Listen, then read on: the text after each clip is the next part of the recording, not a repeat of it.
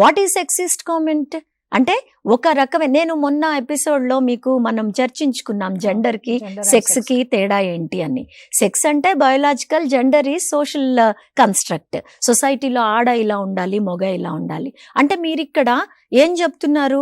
ఆడవాళ్ళు మాత్రమే పిల్లల్ని పెంపకం చేసే బాధ్యత ఉంది, మగవాళ్ళకు బాధ్యత లేదు. అంటే మగవాళ్ళు బయటికి వెళ్ళేమో ఉద్యోగాలు చేయొచ్చు, ఆడవాళ్ళు బయటికి వెళ్ళి ఉద్యోగాలు చేస్తున్నారు, పిల్లలకు టైం ఇవ్వట్లేదు, కాబట్టి సమాజం నైతికంగా దిగజారిపోతోంది అని అనటం అనేది ఒక సెక్సిస్ట్ కామెంట్.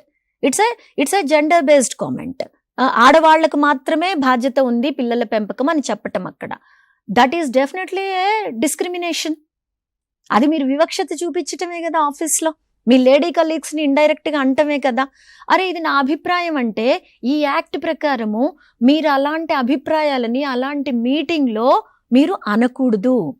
ఒకవేళ మీటింగ్లో అట్లాంటి అభిప్రాయాలు కనుక మాట్లాడితే లేడీ కలీగ్స్ అందరూ వెళ్ళి ఈయన ఇట్లాంటి సెక్సిస్ట్ కామెంట్స్ చేస్తున్నాడు అని ఐసీలో కంప్లైంట్ ఇవ్వచ్చండి.